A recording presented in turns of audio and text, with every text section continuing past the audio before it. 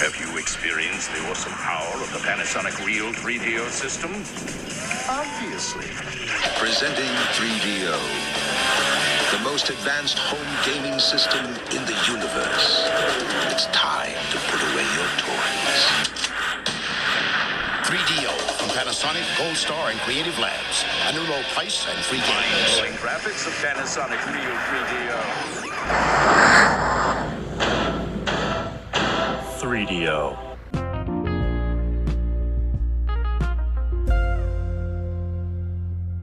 Hello, everybody, and welcome back to the 3DO Experience, the 3DO Retrospective Podcast, where we talk about all things 3DO, the 3DO company, the console, and everything in between. I am Bill, and this is Thrak. How you doing, Thrak? I'm doing all right, Bill. I'm doing all right. How are you? I'm doing pretty good. I've started running again recently, so that's been fun. Getting back into try. I want to get back into shape this summer, so I've been trying to do at least 15 minutes of running a day. Do you do the thing where you say like walk on the treadmill and just play a game for like an hour? So what I do is I have a stationary bike, and I'll play like Tetris on that for like an hour, and then I'll do my 15-minute run after, and I'll usually just put like a music video on or something in the background to distract me. Sounds good. Yeah, usually when I'm working out, like say if I'm playing a game, I'll just like when the cutscene happens is when I'll do some like reps or some sit-ups or whatever. So and that's all cool. Yeah, I've been at the racetrack. I've been playing good old Forza Horizon, the first one. I think I'm like halfway done. Like the game progression's at like 53%, but like 10 and a half hours in it, and it's great. Really enjoy it. I'll probably end up like finishing all the races, trying to get all the cars. I can't get every achievement because a lot of them are locked behind online stuff, and those servers are long dead. But it's a great game. Speaking of racing, your mom got the perfect Mother's Day gift this weekend. Yes. So my mom, she likes NASCAR, and her favorite driver is Mr. Brad Keselowski. And he had like, I think it was like a 2+ year streak where he hadn't won a race, which was around the time he changed like ownership to be a part owner of his car. Had a lot of issues with it. I think a lot of the issue was just him trying to figure out the business side. So it was kind of him like not thinking about the racing side, but he's had a lot of better finishes this year. Like he's finished second quite a few times. Could have won a race, I think, earlier in the year if he didn't say like get in accidents or whatever. But he finally won one last time. And when you told me that happened, because I knew he was running second, my mom was behind because she always like tapes and watches it later. And I saw she had like 30 laps to go, so I just sat there and watched it with her. So that was good to see. That was good for her to finally get that win. And the ending was pretty solid too. It was a cool finish. Like the two guys wrecked each other at the end, and then Brad just like kind of was like, "See ya." Yeah, and Busher like went up to Reddick, and he's just like, "Dude, what the fuck? You tried to wreck me, you fuck," And the Reddick kept his helmet on because I think he thought Busher was gonna punch him. So I think what happened was like, because I was rewatching that. I think what happened is he actually legitimately had just gotten out of the car and didn't even have time, and because there's video clips of Busher, he's just fucking coming. Oh, he books it. It's amazing. I don't think he had time because if you watch the whole interaction, he takes his helmet off in the middle of it, so he wasn't really like afraid. Well, he was probably thinking at some point he's like, maybe I'll keep this on just in case. But as they kept talking, it probably cooled down, and he's like, okay, I'm okay. Well, I mean, he took the blame right away. Like he didn't try to like. Oh yeah, because I think it's Busher thought that Reddick tried to wreck him. And Reddick said, and I think Reddick was correct watching it back. Reddick's like, I tried to go past him and I couldn't. So as I was like coming back, he just kind of slid into him. This is just the right way. But I could see why Busher would think that. I can see what. Well, the thing with Busher is I know why he was upset because he literally the last week lost to the closest finish in NASCAR history. Yeah, the photo finish. Which I mean, even though he lost to that, like that's in the history books, man. Like you're part of the closest finish in NASCAR history. It doesn't matter that you won or lost. Like people will always be like, "Oh, who were the cars in that photo finish?" And his name will always be there. True. So he made history even without winning. Like winning, yes, would be nice in the short term, but like 10 years from now, he's probably not even going to remember that. He's going to be like, "Yeah, I was part of that big moment. People ask me about it all the time." Like that's his legacy. Yeah. No, I mean, and he's a really good driver. I mean, he was the fastest Ford arguably last year in all Yeah. throughout the entire series. And Like, Ford finally got a win with Brad. I know they've been struggling hard this year. I think Apparently. the thing with Brad to me is like he left Penske because he wanted to be an owner, and he basically bought into the Roush team. And the Roush team is one of those teams that was really big back in the day, and they really fell on hard times. Like they couldn't keep up with the modern stuff. And Brad comes in, he basically rebuilds the team from scratch, like basically throws everything out and starts over. It took him a couple of years, but it's paying off. And to see him finally win, I think shows how much work he's done to that team. In sports terms, we call that a rebuild. Mm-hmm. And rebuilds can take a while to finally get there. And I'm sure the win it helps, I think, legitimize the move in his eyes, because maybe there were points along the road where he's like, oh, maybe I shouldn't have done that because he was struggling so much. But I think that win helps legitimize them a little bit more. And it shows to everybody that, oh, Brad can still do it. Like he's not a has-been or anything like that. So it says a lot too, considering that 6 car before Brad stepped into it had been notoriously just like all over the place. yeah. Like the last time the 6 car won was 2011. Ooh. And then the last time it won on a non-super speedway track was like 2005. So wow. It's been through the ringer ever since like Mark Martin stepped out of it. So Yeah. But who knows? Maybe this will be the momentum that Brad needs to start winning again. I think his Like spotter more. said in an interview that like he's finally gotten over like the whole like he realizes he can win now. That's out of his head now. Yeah. So now like the floodgates could open, and this could be the start of something crazy. Oh yeah. I don't know if he'll ever repeat 2012, but it's possible. He might. I mean, he's had really good years. Like 2020, he was one of the best drivers that year. He just the format kind of makes it all up to one race. So yeah. But anyways, back to Forza Horizon. It's a great game. I love it. What I like about 1 is that it's not massively huge. mm-hmm. Like it's just big enough to get the open feeling, but it's not so much that it's overwhelming like some of the later Horizon games are. So I've put like 10.5 hours into it, and I've about 50%, I think a little bit more than that, completed it. So I'll probably keep working on that through the week and get it done. And it's been nice because work's been kind of not great. So like I'll just come here, turn it on, and just kind of zone out for a few hours and just kind of zoom through Colorado. And it helps clear the brain. So and also before that I beat Immortality. Oh, nice. The latest Sam Barlow game, and I posted a review of it on some of the other Discords in my Superpod blog, and it is probably the best game I've played this year. It's a me ass game because her story was great. I still need to play Telling Lies, but Immortality definitely feels like the best representation of what he's trying to do with this like FMV, like using FMV in a more sort of modern way. Like Immortality is probably the best FMV game ever made, I think. Like the acting is incredible, the story is just fascinating and engaging, and there's little hints of gameplay, I think that's what I'll say, and it goes a lot of interesting places. There's a heavy David Lynch influence on it, very, and I don't know if you've played it or not, but basically you're following this one actress named Marissa, who she was like in a soap commercial, and she got spotted in that, and then she stars in this like one big movie that didn't get released, but then her and the director of photography from that movie start working on another movie called Minsky, which also didn't get released for well, you'll see.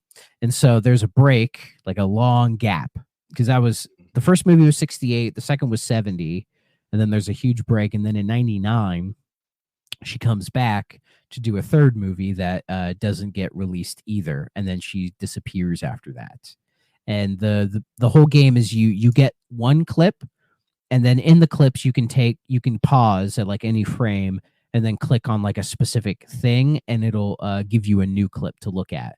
And so you spend the game like piecing together. I think it's like well over 200 clips from like the movies, like the actual like clips from the movies, like behind the scenes stuff, interviews, like talk show appearances, that kind of stuff.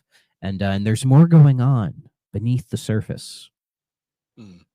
And when I finished it, I did have to read a story synopsis to be like, okay, what the fuck was that? And read through it and went, oh, okay, that's what was happening. Okay. So Yeah. it all makes sense. And he's cooking.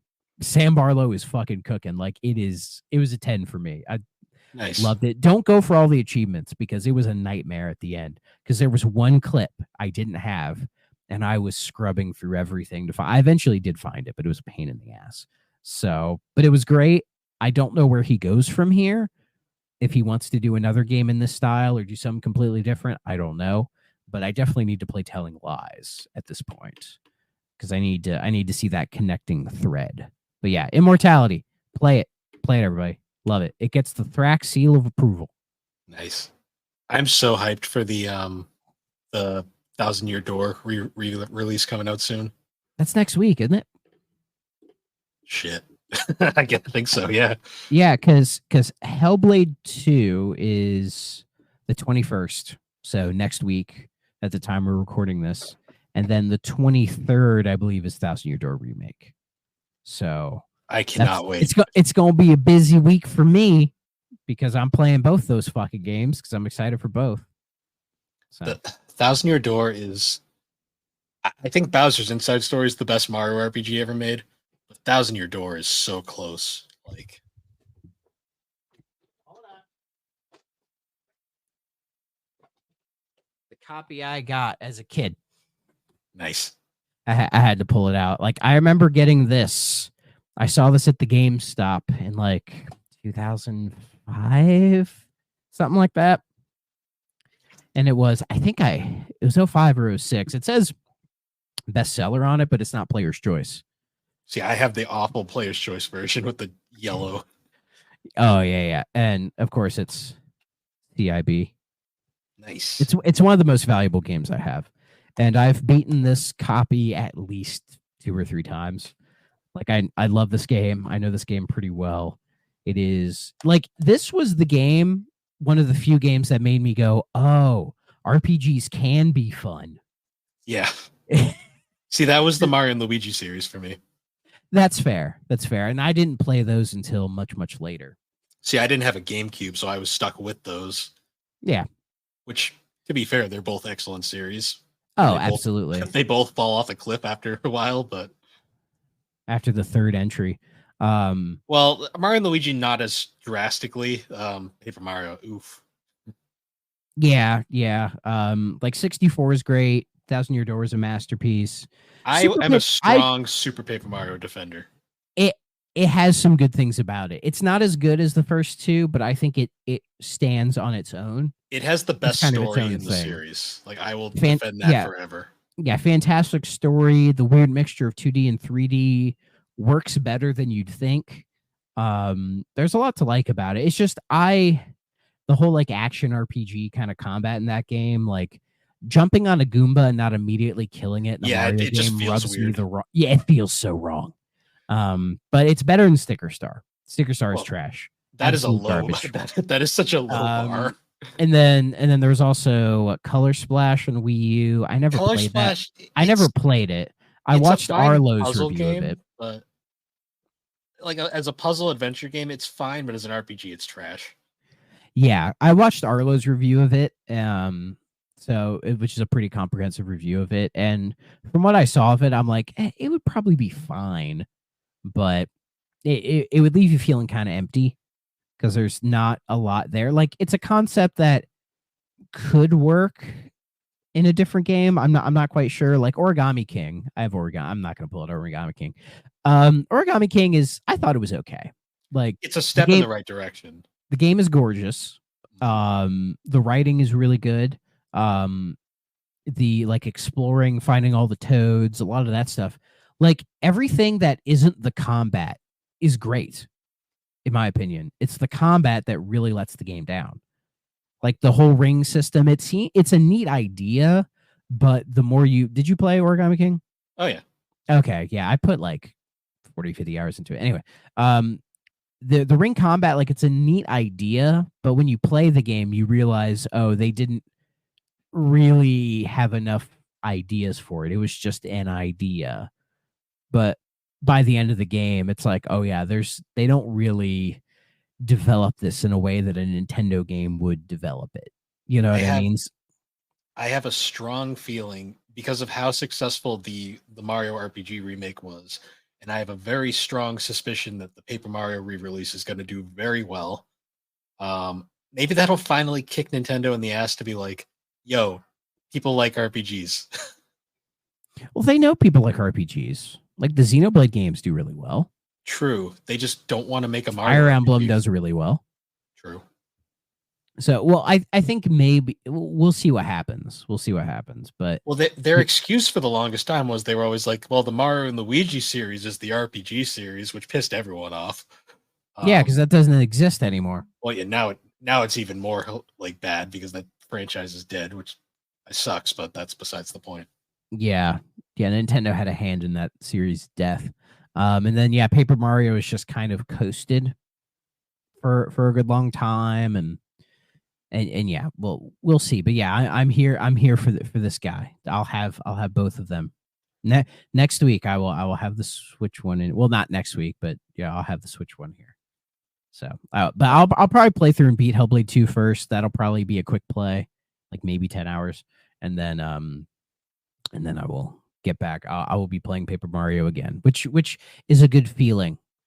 It's good to play that one again, because I remember when I first got it, I had no idea it was an RPG.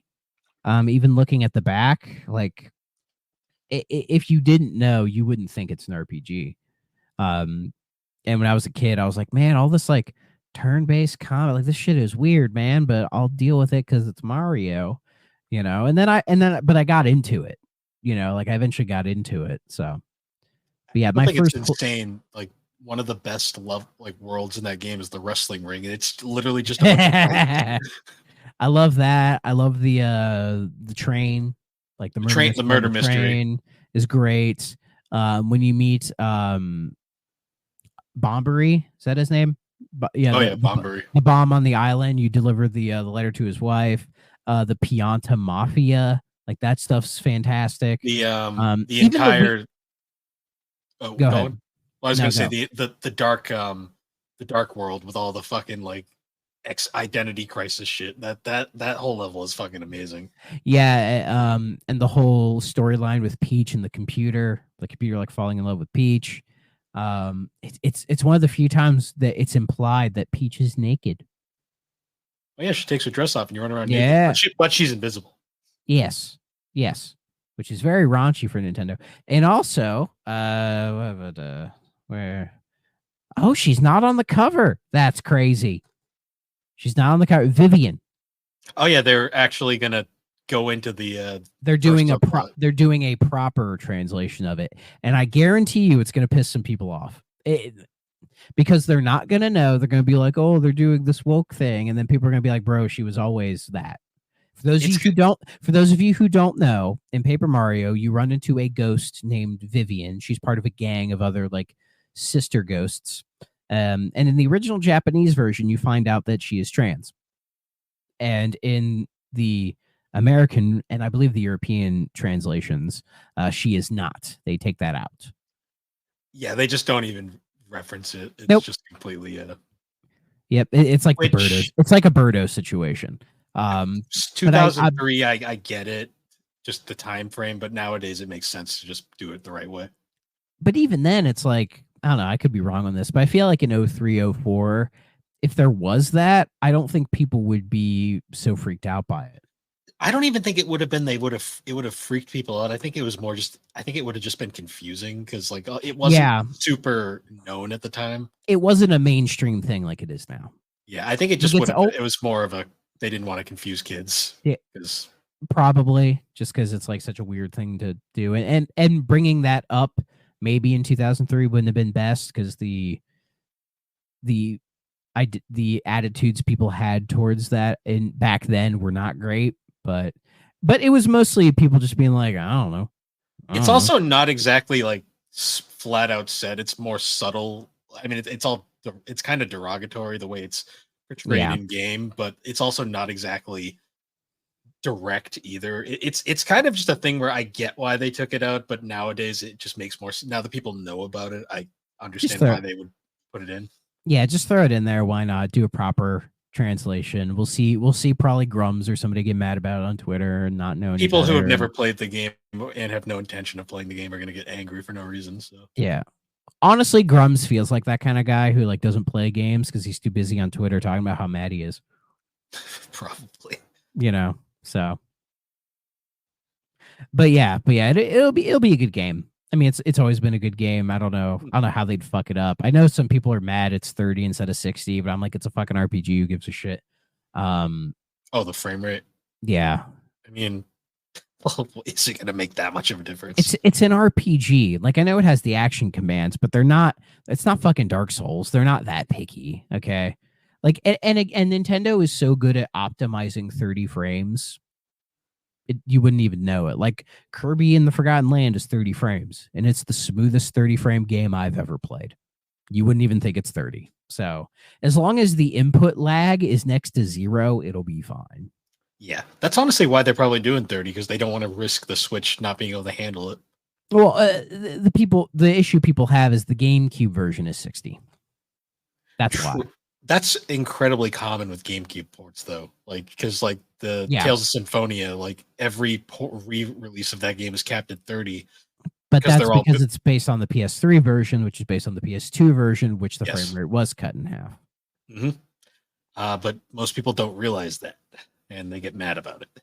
Yeah, like if they did a Switch port of say F-Zero GX, and that was running at 30 instead of 60, I would be mad about that.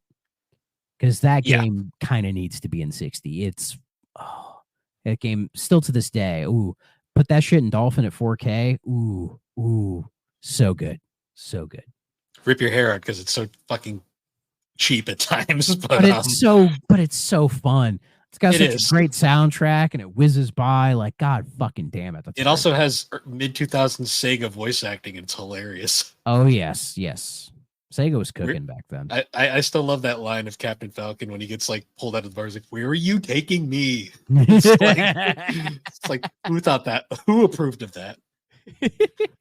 Yeah, video game voice acting was barely a thing in 2005. Yeah. Oh man. But yeah, that'll be great. I'm excited for Hellblade 2.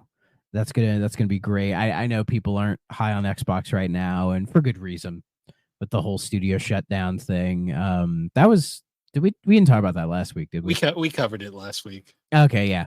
God, it's been that long already. And I get it. Some people are worried about Ninja Theory. I think Ninja Theory will be fine.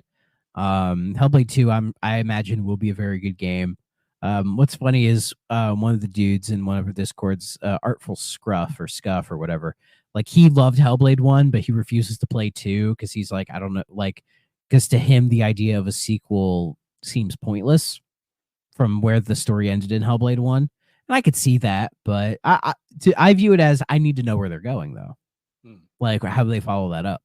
So, yeah, we shall see. So, I will be playing it. And put on your headphones when you play it, kids.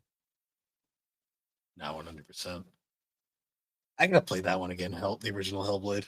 Great game. Have all the achievements for it. I loved it. Great experience. I thought it was going to be like a horror game, and it's not really. But it's creepy. Like Immortality. It's not scary, but it is creepy. Speaking of creepy, we need to talk about Army Men, don't we? Yes, Army Men. The beginning the beginning of a sub-series. Audio listeners, he held up like maybe 25% of the Army Men games, which is like 30 of them. Yeah, it's insane. It's insane. Keep in mind too, most of these games came out in the span of 3 years. It blew my mind because one day after a pod, we were just chatting and we were talking about Army Men, and then I looked up the list of games and I was surprised at how many games they shoved out or released, to be nicer, in a span of what, from like 97 to like 2001. Like, it's crazy. 3DO's time with the franchise was 1998 to 2003. And in that time, there was what, like 100 games? There was at Something least like 20, that. at least like 20 or so. Good God, man. So interesting fact, this is the first episode of the show that we're doing that's covering something post-console 3DO. It was about time. So we're officially into we haven't covered the official like transition from console to third party yet, but we're officially in the period of time now where 3DO went full third party. They tried to do a Sega before Sega to much less success. Yeah. So yeah, I think I count. I think it's like 20 games. Yeah, it's in 4 years. Like, that's insane. Yeah. I always joke saying that Army Men went from 3DO's flagship series and it turned into their sinking ship really fast.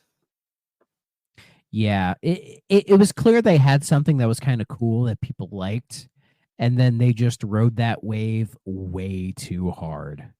Well, it was 3DO was so post-console 3DO, the company really kind of changed because what I loved about the console era of 3DO was they were really creative and they did a lot of interesting things. The concept of Army Men is interesting. Well, I want to get into the whole idea behind how they created the series. It's just like before we get into that, 3DO's third-party publisher era. It's like they were so creatively bankrupt at times, where it's like they'd find like one thing that worked, and then they'd do the Activision method of milk it till it's dead, and then keep milking it. But at least Activision, well, say with like the Call of Duty series, there's just like one a year. But like, I mean, hell, I watched a video from a while ago about the Guitar Hero series. It was a club, I believe, did it on YouTube. Y'all should watch it. He plays every Guitar Hero game, goes through the whole thing. It's a fantastic series. And basically, yeah, from like 2009 had 1, 2, 3, 4, 5, 6, including DJ Hero, had like 6 games in 1 year. And they expected you to buy a fucking $400 guitar set every time. Yeah. Like I didn't realize until I looking at it, like they milked Guitar Hero really fucking quick. Like, it was huge for that time frame. We were all there, right? They and milked it was Guitar Hero. They milked Tony Hawk.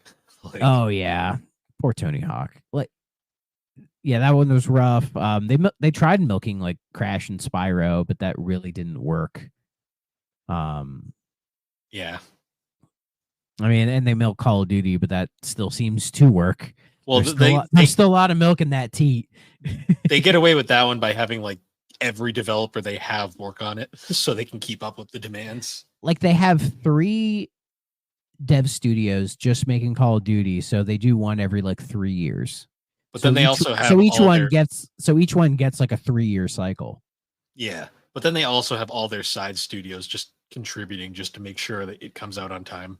Yeah, which is just crazy. I mean, I really hope that calms down in the future, but I mean, who knows?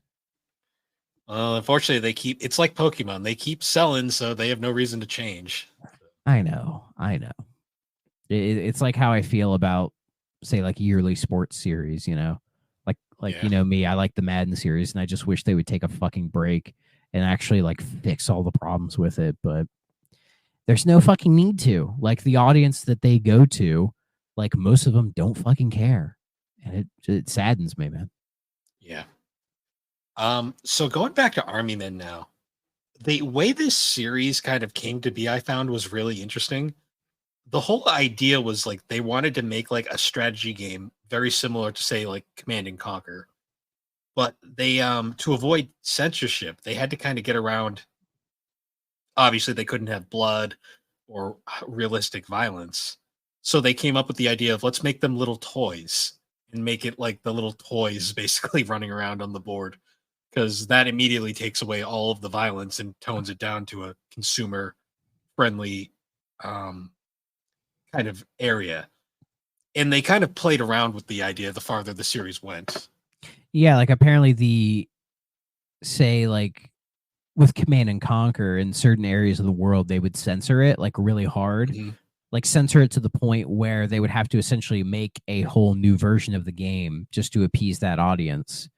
And so they were probably thinking, hey, with Army Men, we could just, make it like this brutally violent thing, but they're all just like little plastic toys that everybody knows. Like everybody's familiar with the little green Army Men.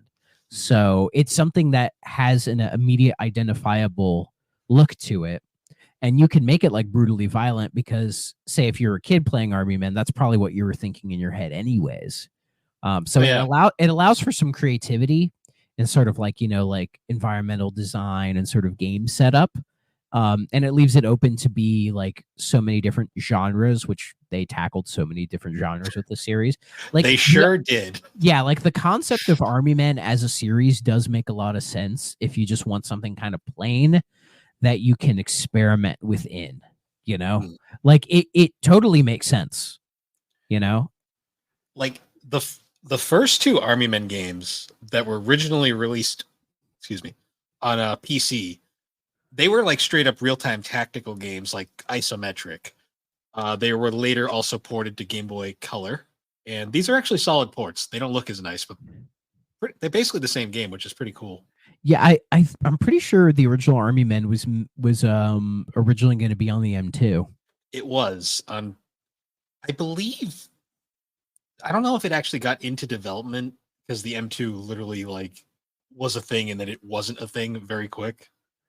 It might have started development on that, but it could have been like it was closer to like a PC, so they could probably pivot to make it a PC game real quick.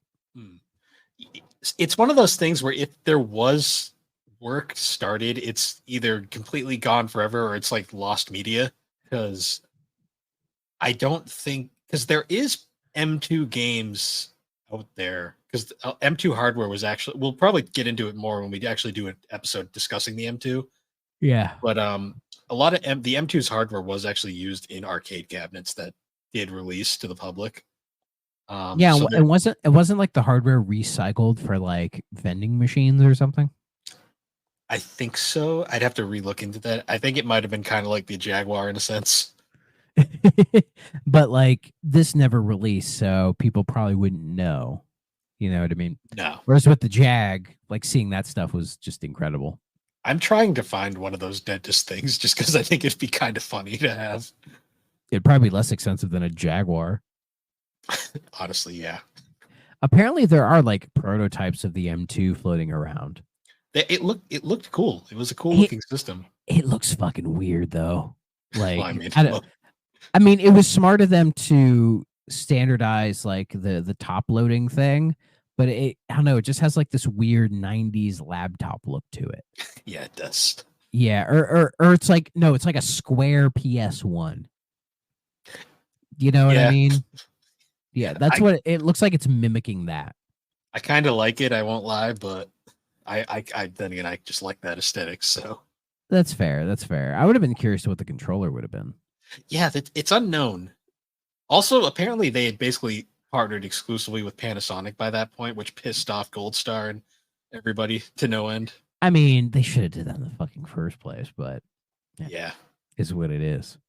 Oh yeah, there is a picture of a potential M2 controller, and it looks like a fucked up N64 controller. Yeah. Have you seen this? I've seen the one that you're referring to. It's unknown if that actually is an M2 controller or it's just something that they theorized might have been. But I mean, it looks like a picture of actually one. You know what I mean? It is a funky looking controller. That's all I'll say. Yeah, basically just imagine like a weird like third party N64 controller. That's kind of what it looks like. And it looks like it would have been, I mean, hopefully they would have finalized what it looked like, because this looks really uncomfortable. Like having like the 6 face buttons, like a weird analog stick in the middle, then the D-pad, and apparently a analog steering wheel like on the outside of the D-pad. Yeah, kind of like that. I don't know how I feel about that. It's kind of like, do you remember that Mad Catz Xbox 360 joystick they tried making that had the weird... Oh, that fucking piece of shit. Yeah, and it had that weird Yeah. scrolly wheel thing around the analog stick because there was a separate analog stick with your joystick.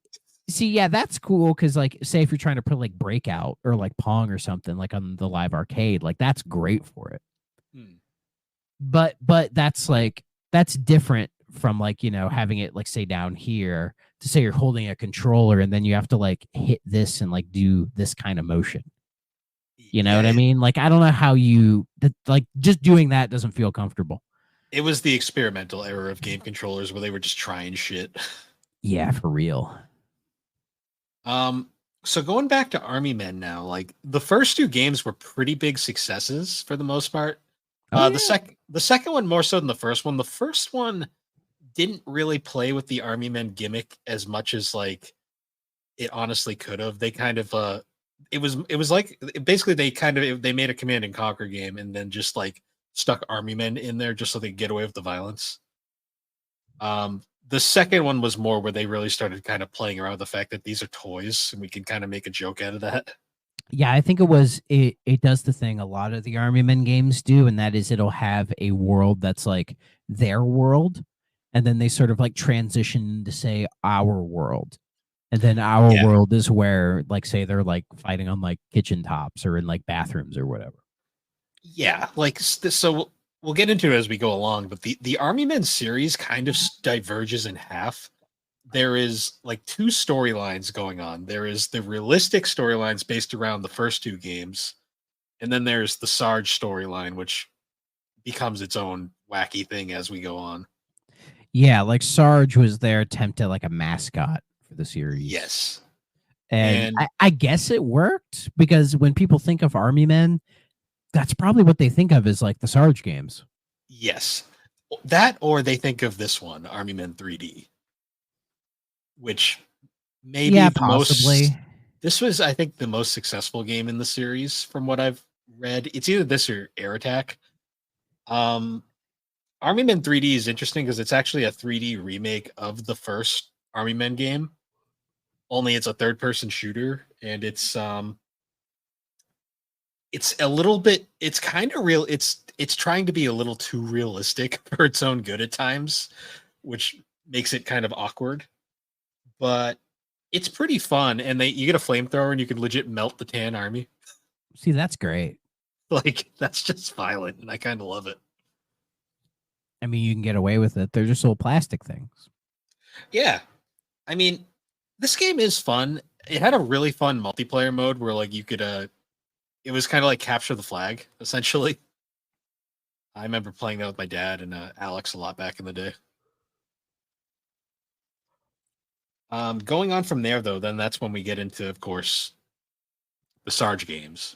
The beginning, the true beginning. I had the N64 version. Just imagine it here, listeners. And because it was cheap, and I was like, "Oh, that game looks cool." And I gotta say, from what I remember playing of the N64 version, it's not good. It's very slow and clunky and really hard to line up shots and kind of get anywhere.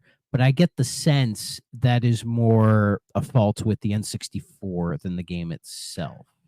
So, Sarge's Heroes was a really weird game. The N64 version looked the best, but played weird because the N64's weird hardware problems. The PS1 version played better, but looked like shit because PS1.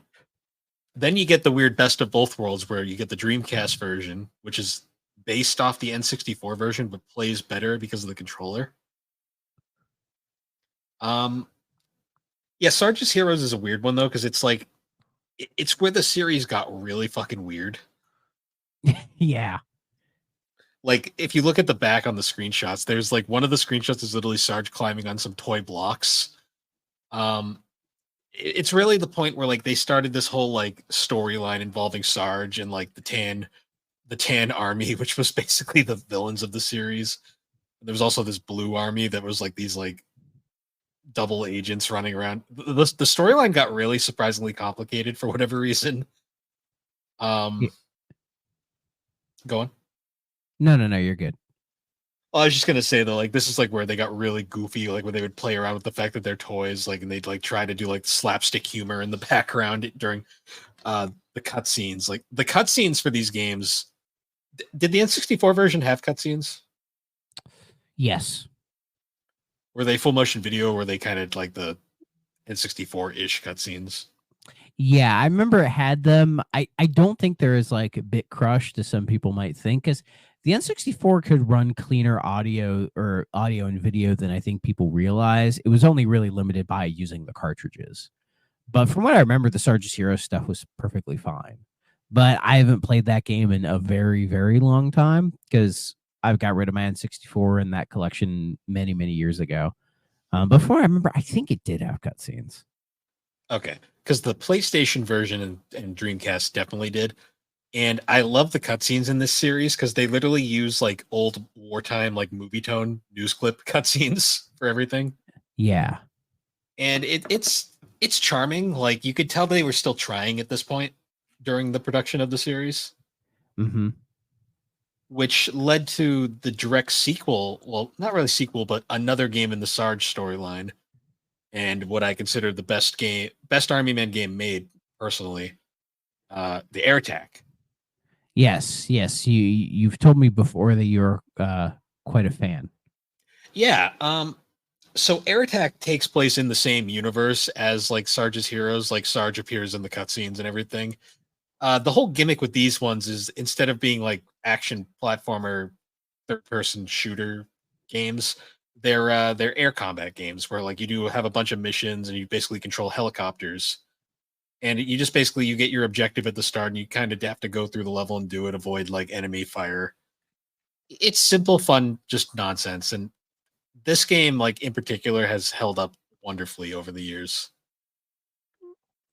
I mean, from what I've seen, people do tend to really enjoy the Air Attack games quite a bit. I've never played them. I definitely recommend the first one. Like the levels are hilarious because like you'll go through like one where it's like literally in like the backyard and like you're going through the garden of the family's house that the army men inhabit. Yeah. There's another level where like you have to free bugs that the Tan Army has like kidnapped, and whenever you free the bugs, they're like, "We're free," and then they go and attack the Tan Army. That's amazing. It's just goofy shit like that. It's charming in like a weird sense. Yeah, I get the set. I mean, I feel like that's a summation of the series as a whole. Charming in a weird way. Yes. Now, moving on, this is where things get a little confusing. So, Army Men 3D was really popular, and a lot of people really wanted basically more of that style and not the weird, goofy shit that was going on with the Sarge games.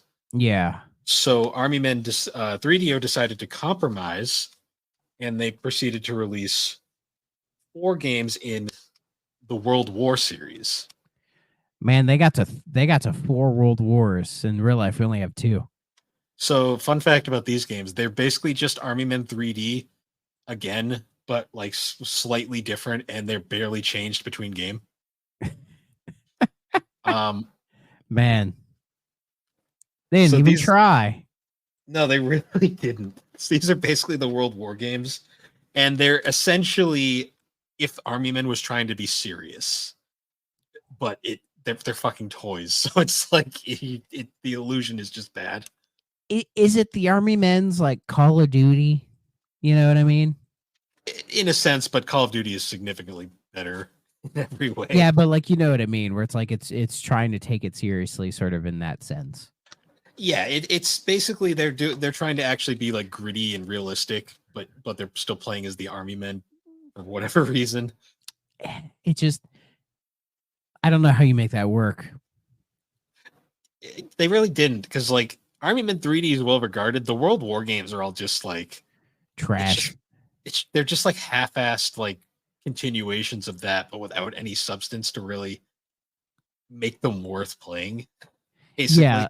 Yeah, like the Sarge's Heroes games feel like more effort was actually put into them, you know, because in a way it like they have more direction because they can be more silly, you know what I mean? That they can have like more varied like level design and have these like defined characters and try to do something with them, where it feels like 3D and the others like they don't have anything resembling like character or like anything to actually give you a reason to stay engaged with what's going on. So you still play as Sarge in them, but like he's like not the fun Sarge from Sarge's Heroes. He's just Is it a different Sarge? it's like the same character, but like he's boring and they don't have any of his like sidekicks or like Or anything. that girl, that lady. What's her Oh, name? What is her name? You know who I'm Vicky talking- Vicky Green, I think. Vicky Green. No, Vicky Grimm. Vicky Grimm. Vicky Green's a better fucking name. Well, she's the daughter of like one of the general. It's deep lore, guys. I swear.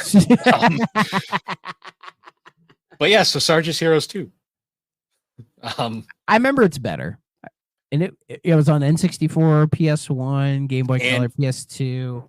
So I thought it was on Dreamcast.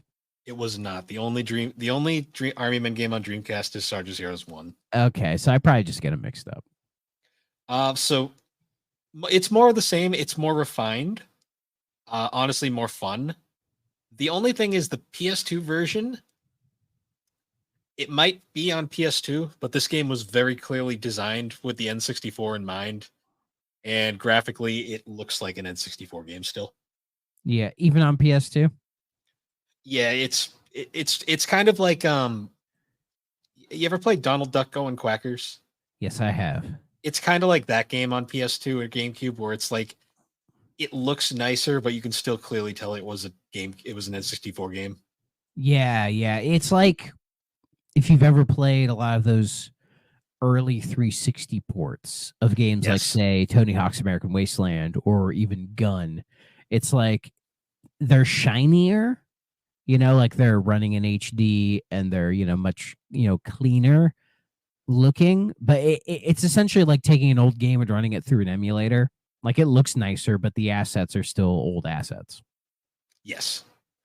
It's very much kind of like you take a PS1 or N64 game and put it on Dreamcast. It just looks nicer, but it's still very much a PS1 or N64 game. Exactly. But speaking of that, we also get Air Attack 2, which to me, I would say is the last good Army Men game, but there's one coming up that we can't forget when we get to it. Okay. It's the same thing as Air Attack 1. Same idea, just more levels, and it looks slightly nicer. This one was also on PS1 and N64 as well, I believe. Yeah, the GameCube version of this is the Elite Missions, right? Yes. Okay. Good game. More of the same.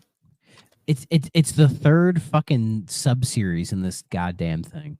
Because you have like the World War series, the Sarge's series, and now like the Air Combat series. So the Air Combat games are technically part of the Sarge series because they have the same plot, but they're just a different style of gameplay. Okay. And speaking of that series, we also have Green Rogue. This game, I don't know why, but this game reminds me of GoldenEye Rogue Agent. Honestly, I'd rather play that. And that game's not great either. Exactly. So this one is essentially forget trying to make a competent like war shooter. Just make it a arcade style shoot 'em up. The kids will love that. That doesn't seem like a bad idea though. Like this guy in like a Contra game. Like sure, why not? It's not bad. It's just generic, I think is the way to best describe it. Yeah, like is it? Well, to be fair, the PS2 Contra games are better than people give them credit for. But Neo Contra and was a Contra Shattered Soldier. Like those games aren't terrible. The thing about Green Rogue is you play it and you're just kind of like, this is fine. But it's also there's just so many better games of this style on PS2. Yeah. It's also like just super ridiculous because it's still part of the Sarge series, but you're playing as this random Green Rogue guy. Yeah, I don't understand this. Yeah, it's cheap, so if you find it for cheap, go for it. All right, now Like we all get these games. yeah. Now we get to probably the most infamous and interesting game in this series, Army Men Advance? Portal Runner. Oh yeah, fucking poor. I didn't know this game's existence till like a couple weeks ago. I didn't know this was an Army Men game until like I bought it, until I did a deep dive on the series. Yeah, this looks like a nightmare. So it is an action platforming. Yeah, that's puzzle Thing. game. Yeah. It's a thing. It looks so. This was like only on PS2. It still looks like an N64 game.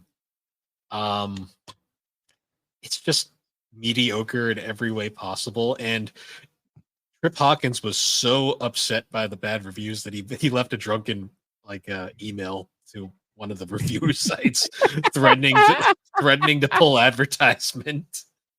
That's so funny. It is like Trip Hawkins is from everything I've read generally seen as a really nice guy, but that's like one of his few like not great moments. Yeah, this game looks like I don't know why I'm looking at gameplay of it and it feels very like that sort of weird run of the mill 3D platformer game, like less of a Mario Sunshine and more of a, I don't know, like a Spyro Enter the Dragonfly? Blasto, maybe. Blasto, yeah. Without Phil Hartman making it worth it. Yeah, RIP to a legend. Yeah, it's closer to like this. Honestly, you could tell me this game was like a Wii shovelware and I would have believed you. Yeah, it reminds me of that Ninja Bread Man. That's what it reminds me. Yeah. I mean, to be fair, there's a lot of shovelware on PS2.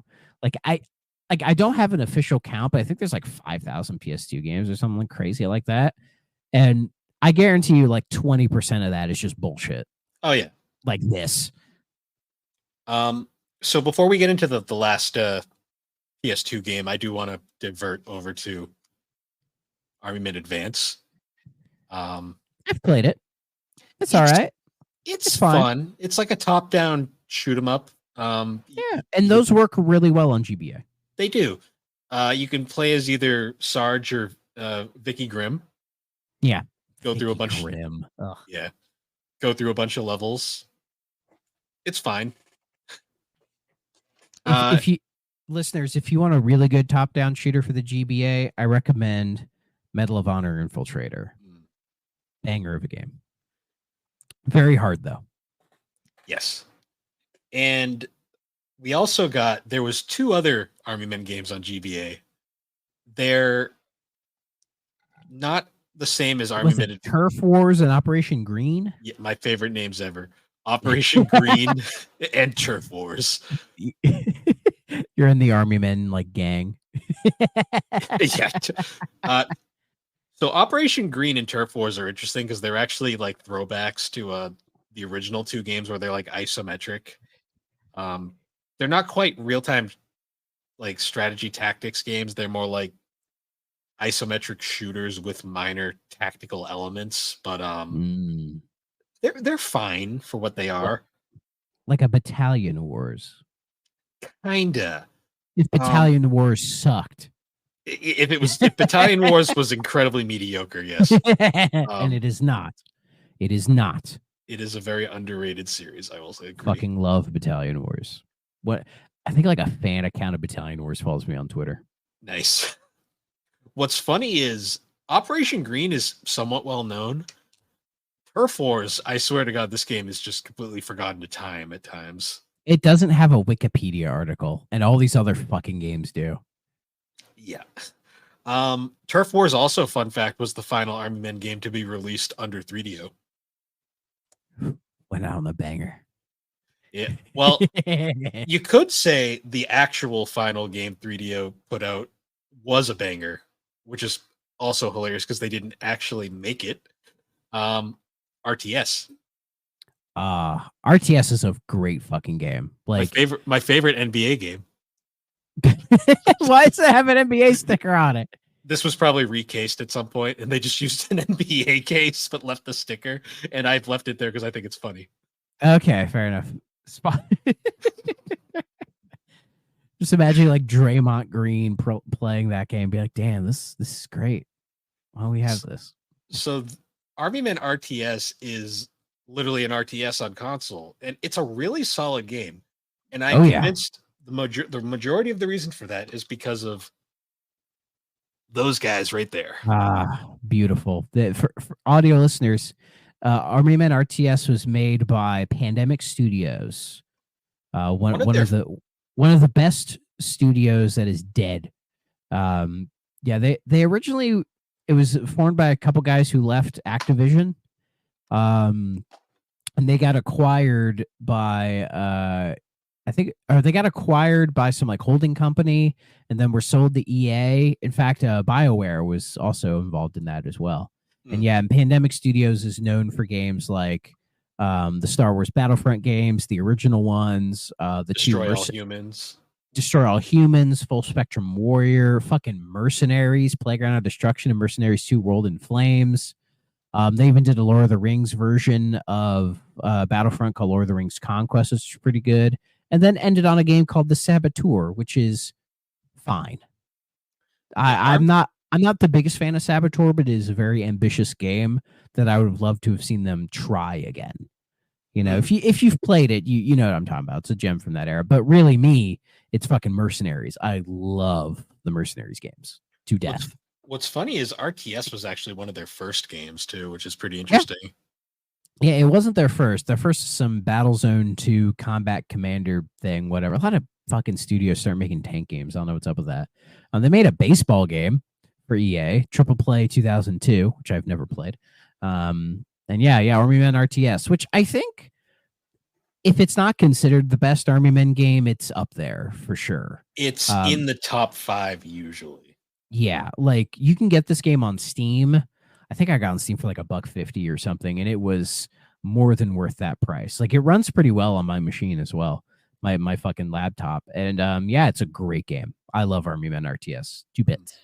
It's kind of in its own canon. Like it's not really attached to the Sarge games at all, or the World War boring fest that was. It feels like it's trying to return to the series roots. But instead of it having been tactics, it's just like a straight up RTS, like a straight up Command and Conquer game. But it's very direct in that it has like, the linear kind of like campaign, and you don't have to be that like strategic with it as far as like the base building and everything. Like you can do that, but there is an element of like more real time tactics where it's like assemble your group and then go, take out the Tan Army kind of thing. It finds a way of blending like just straight up combat with the strategy, like base building elements, which makes this game very, if you want to get into strategy, like real time strategy games, like this is like a decent kind of starter to kind of see if you give a shit, It's honestly one of the best console RTSs ever made. Like, it plays really well on console. I put it up there with it's up there with like Pikmin and like Halo Wars is like just like really good console style RTS games. Or even Age of Empires 4, which originally came on PC, but the console version of it on Xbox is fantastic. Oh yeah. No, 100%. And I will say, like, for 3DO's last officially released major game, it was a pretty solid way to go out. Because it has like, I mean, all the Army Men games did not review well. Like their Metacritic scores aren't great. You look at the reviews for them, is one of the higher ones. You look at the reviews for the Army Men games like in order, and they kind of start pretty decent, and it's like just a slope down. For real. And it's a shame that this one kind of got sucked in that mixed or average kind of thing. But I think it had to do with it was just in the mold of the time. You have like there was just so many of these games that it probably just felt like they all blended together. And you could only imagine like reviewers being like, I have to review like 3 of these games in 1 year. Like, calm the hell down, guys. Army Men like at least Madden does just 1 a year, True. See, Army Men RTS's biggest downfall was the fact that it was a game based off of a tainted brand by this point. Yeah, for sure. And unfortunately, after that, that's when 3DO finally threw in the towel and they filed for bankruptcy and completely fizzled out. Which will be an episode we'll be discussing way down the line from now, talking about the bankruptcy and closure of 3DO. But the 3DO's assets got kind of shuffled around to a bunch of different studios. Like famously, Might and Magic went to Ubisoft, and they've done fuck all with the series pretty much since. Yeah, thanks, guys. And Army Men was purchased by a company called Global Star Software, who I think is now part of 2K. They don't exist anymore, though. I know that. Take-Two. Take-Two, yeah. Yes, known for such games like the PC version of Austin Powers Pinball. And my favorite crappy racing game ever, Ford versus Chevy. Ford versus Chevy, like Freddy versus Jason. developed by the masters behind Ride to Hell Redemption, Eutechnics. So fucking Christ. It's funny how you can tie some games. They did publish Serious Sam: The Next Encounter. Which one of the lead designers on the game is Sam Barlow. He had a weird trajectory, man. Like he made that weird game called Isle, which is like considered like a one move game. He was on like Serious Sam, the PS2 Ghost Rider game, did some of the Silent Hill stuff, and is now doing what he's doing now. So weirdly enough, I could connect Sam Barlow to Army Men. Yeah. Hell yeah. So yeah. Speaking of Global Star, though, oh boy. So when they bought the rights to Army Men, they also inherited the last game that 3DO was working on at the time that was unfinished. And that was the final game in the Sarge series, Sarge's War. There was actually time, which is crazy. Army Men RTS RTS and Turf Wars came out in 2002. And then there was no Army Men game in 2003, which must have freaked some people out. And then in 2004, we got Sarge's War. I've played a bit of this one. People tend to not like this one. I'm honestly not sure why, because what I played of it, I thought it was solid. So a lot of the dislike comes from the fact that this is literally the Shadow the Hedgehog of like Army Men. Yeah, I could see that. Like I mean, look at that cover. Get a good look at that cover. You know, like that is kind of amazing. The most notable thing too, right off the bat, is notice that the guns are no longer like plastic; they're made of metal now. And that's like part of, I think it's part of like the game's storyline, isn't it? Oh, this game is grim, like very. Yeah, grim. Yeah, I remember that. Like it is dark. Spoiler for I think all your fucking buddies die. Spoiler for this game if anyone really cares, but Vicky Grimm dies like within like the first mission, and you get one of the most hilarious cutscenes ever. Watch Matt McMuscle's playthrough of this.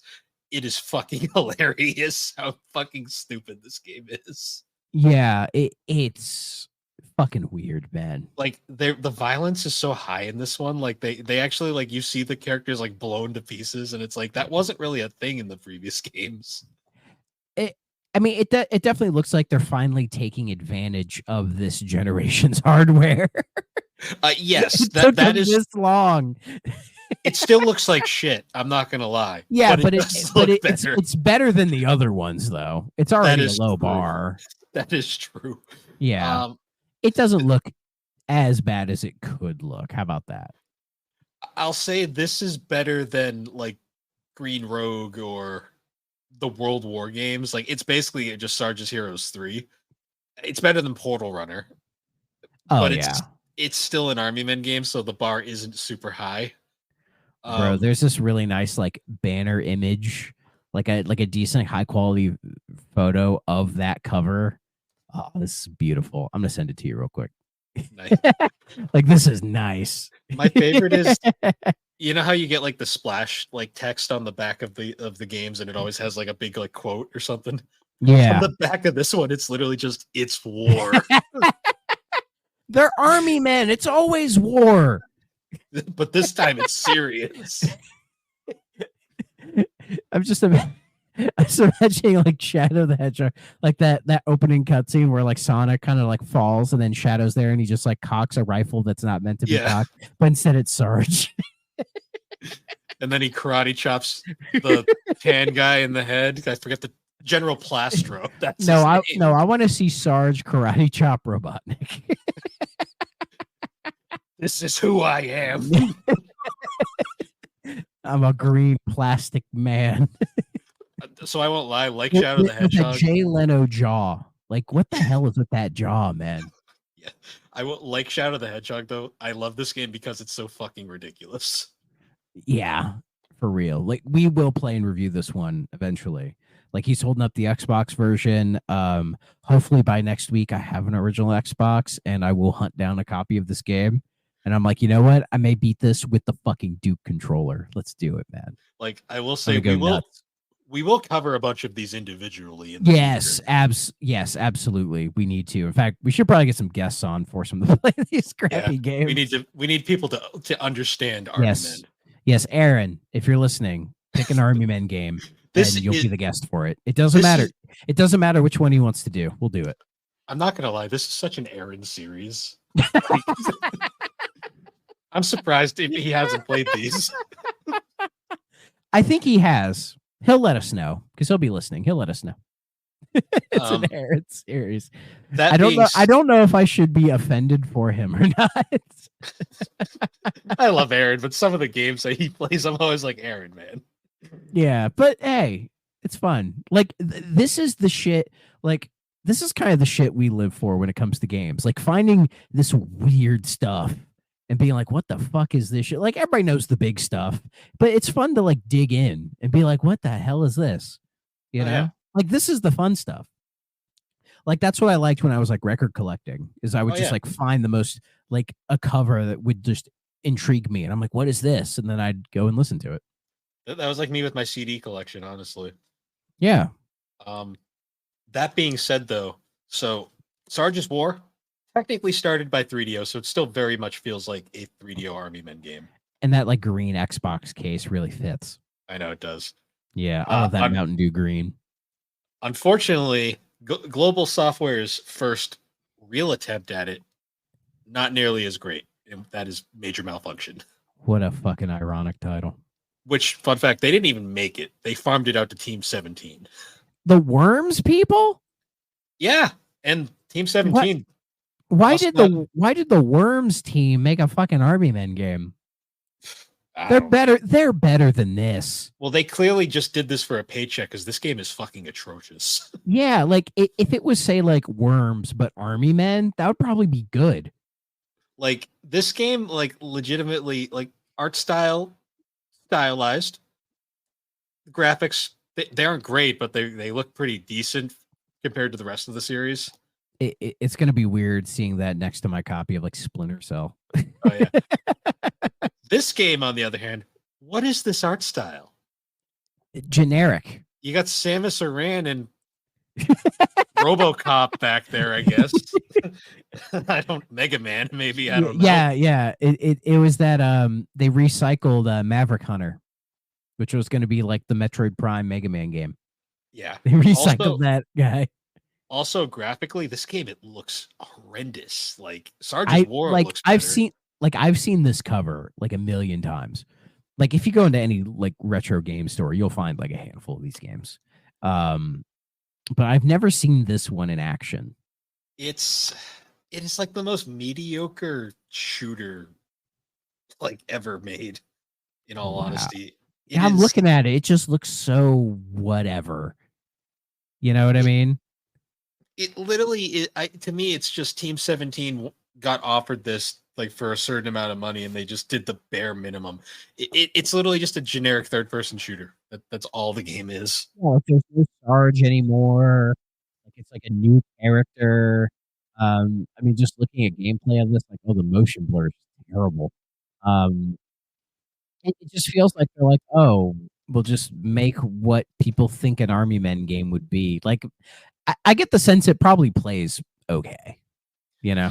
I remember not enjoying it, but yeah, I also only played it once, so Yeah. We don't worry, gang. We will find out one of these days.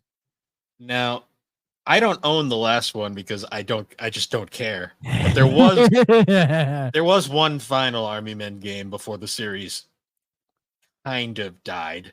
The fact that this game is part of the series like kind of kills me a little bit. Basically, after that Major Malfunction flopped, Global Star just kind of gave up, and the series kind of floated in limbo for a while until Zoo Publishing got the rights to it somehow. Zushi Games. Yes, that's what they go by now. No, they're dead. Oh, well, okay. Fair enough. Yeah, so Soldiers of Misfortune it looks nothing like an Army Men game. It's so out of they literally just bought the naming rights and just kind of went with something. Yeah, like Soldier of Misfortune, it honestly looks like Major Malfunction, like gameplay wise, but with like a different art style. Where for some reason now you're like a kid, but like it's fucking weird. Like it looks like, say, Major Malfunction, but instead of a little army men going through this like big oversized like bedroom, it's instead like a kid, just like a real ass kid with a fucking who's like shrunk down and like honey, I Shrunk the Army Men. Like what is this?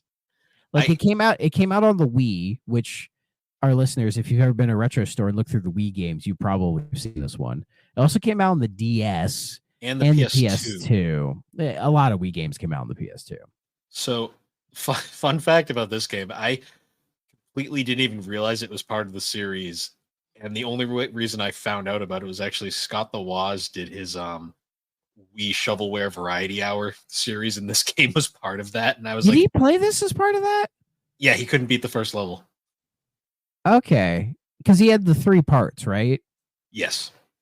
Okay, it must have got mixed in there because I don't remember him playing this one. Like, actually, I bought one game purely based on his review of it, and that was Mercury Meltdown Revolution. He's like, it was actually good. What the fuck? And I've played it. It is actually like really good. I have the one on PSP. I played the hell out of it. I almost bought Pizza Delivery Boy. I saw it somewhere, but it was $20. And I'm like, am I going to pay $20 for this game? No. I mean, if I ever see Ninja Bread Man like on a shelf for like nothing, I'll grab it just to have.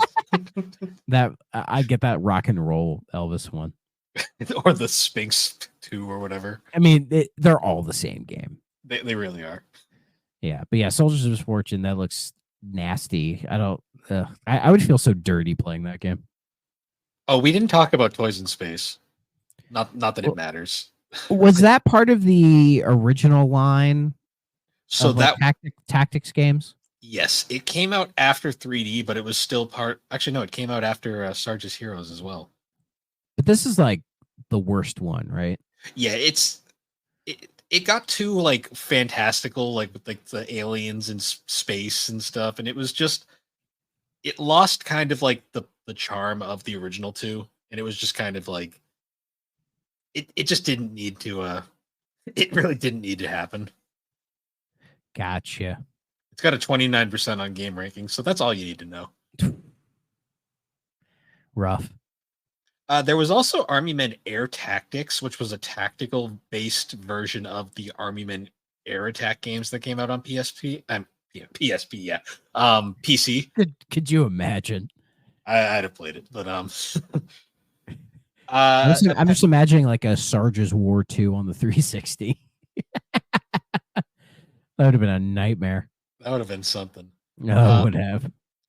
Apparently, it was just like it was a tactical kind of game like the first 2 games, but they incorporated the helicopters and stuff into it. Reviews don't look great, so your mileage may vary on that. And then other than that, since Soldiers of Misfortune, we've gotten Mobile Ops and Toy Wars. Toy Wars. Both of which are mobile games that I don't think exist anymore. So, and apparently there is a fan game called Army Men 3, which is based on the first 2.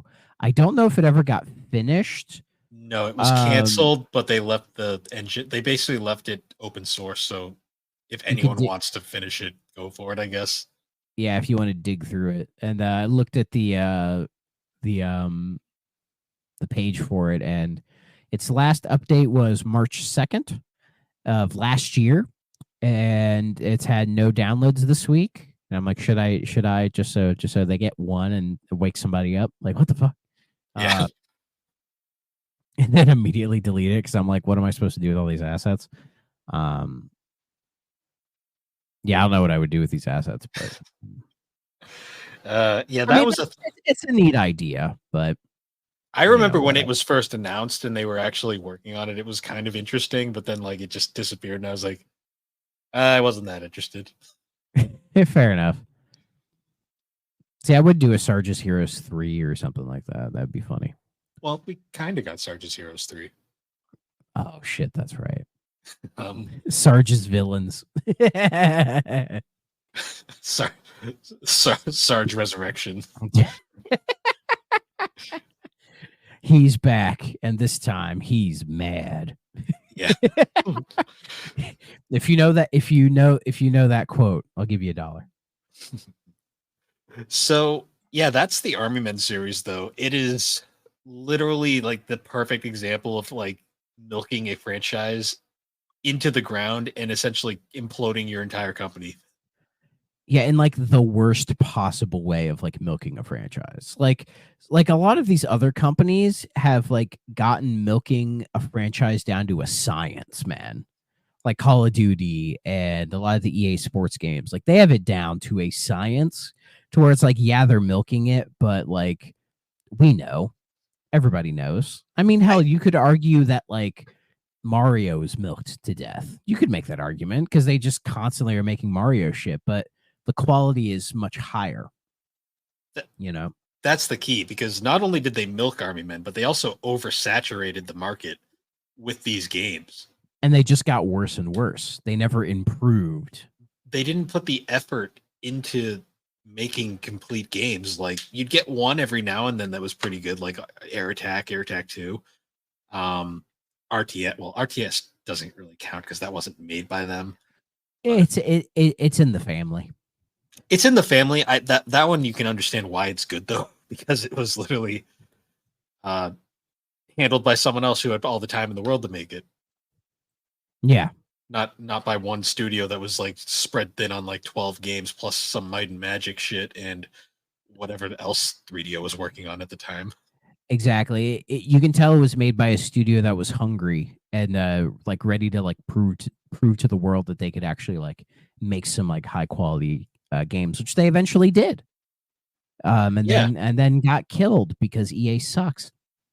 See, to me, I always wonder, like, maybe if they just like didn't do all the World War games, because those are pointless. No one asked for the. Well, apparently people did ask for those, but like no one needed those. They focused solely on like the Sarge's Heroes and Air Attack games and like made like one a year. They could have arguably probably lasted longer. Yeah, they probably would have.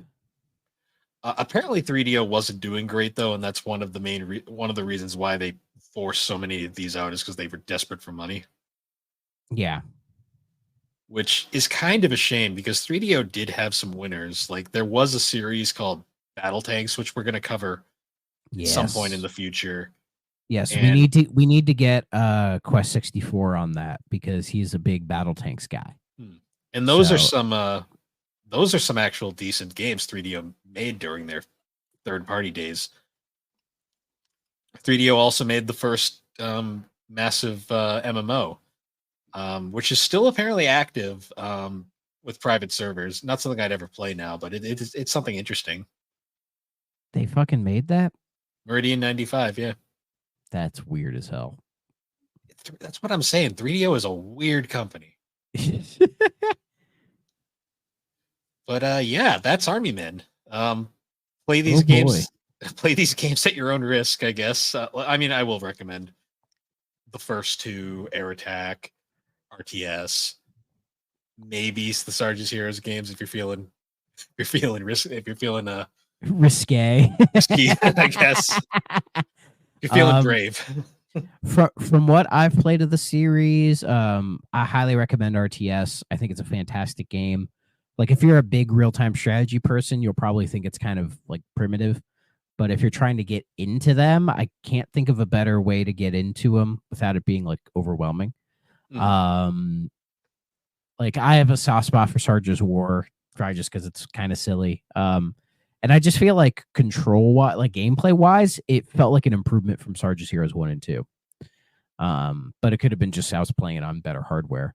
Outside of that, fuck, I don't know.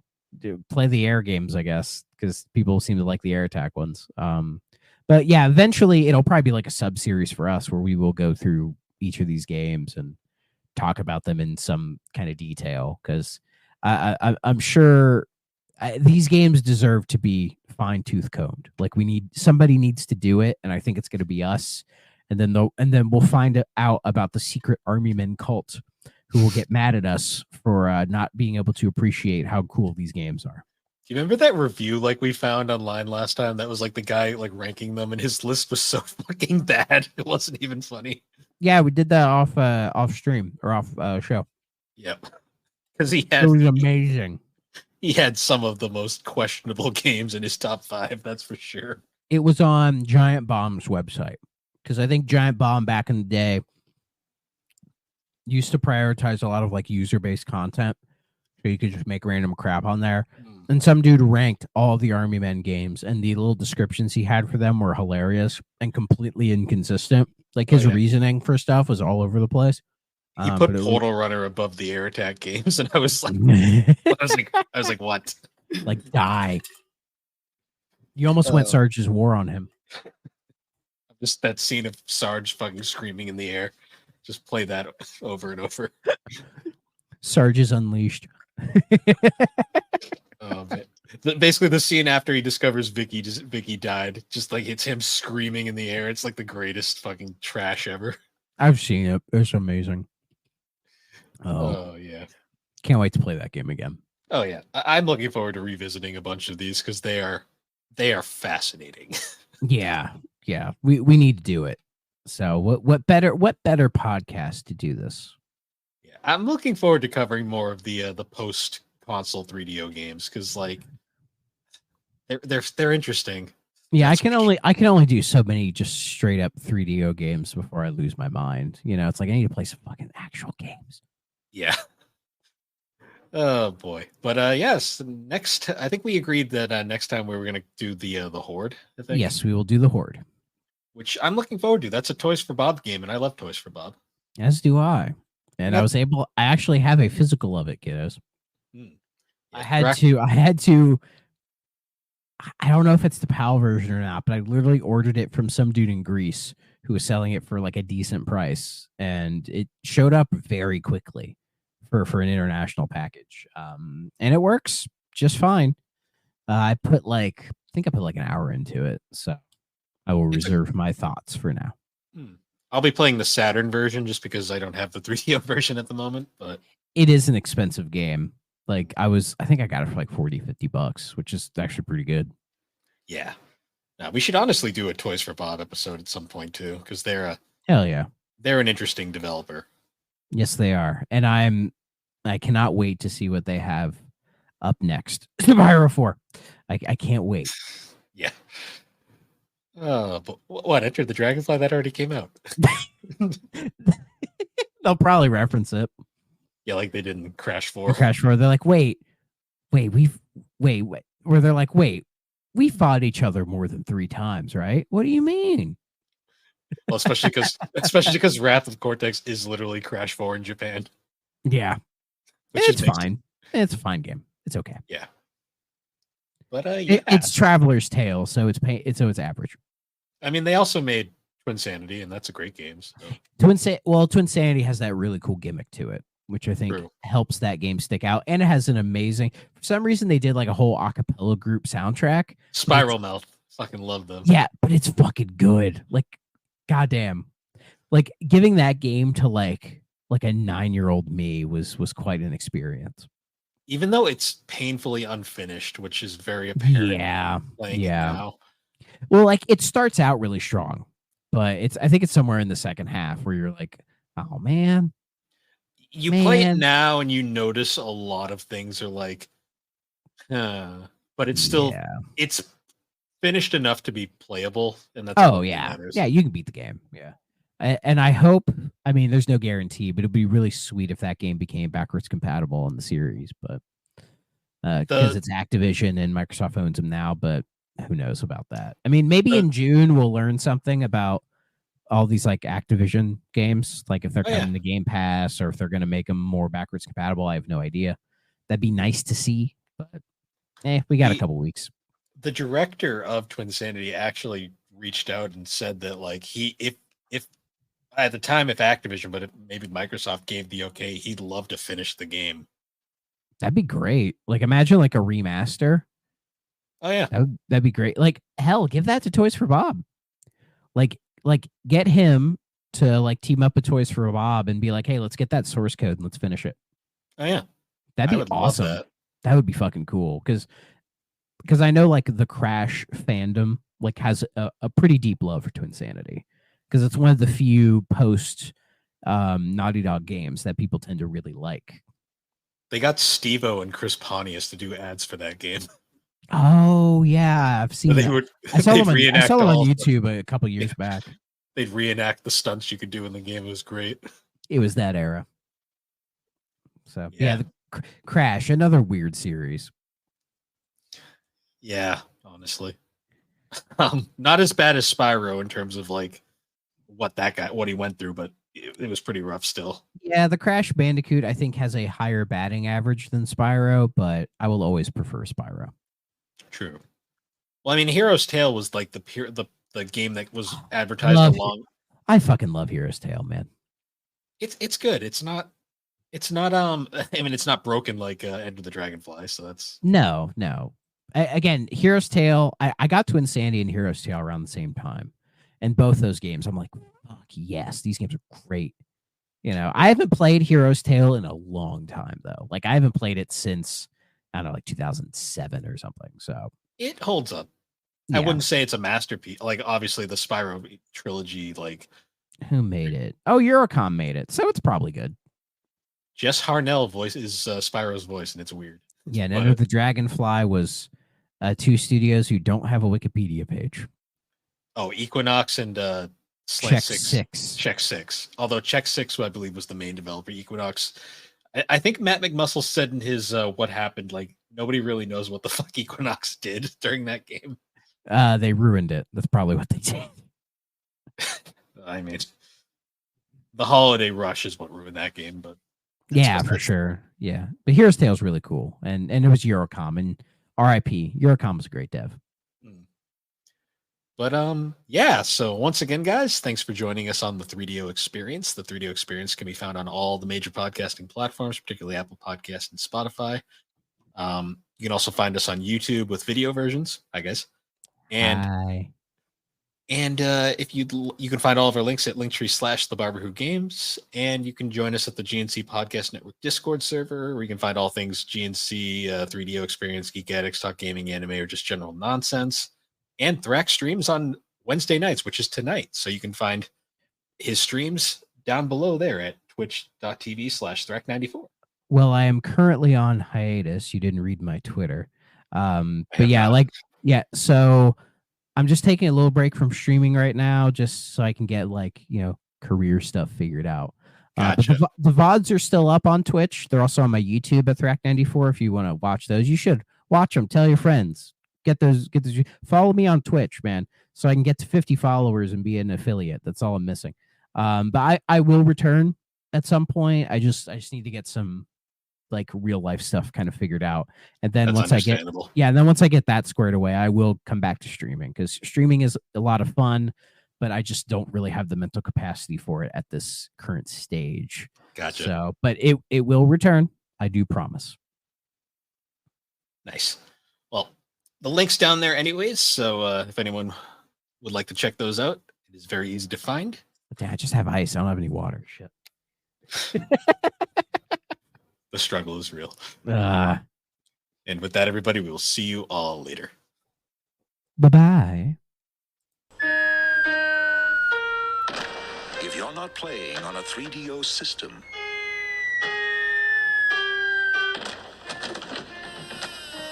What are you playing with?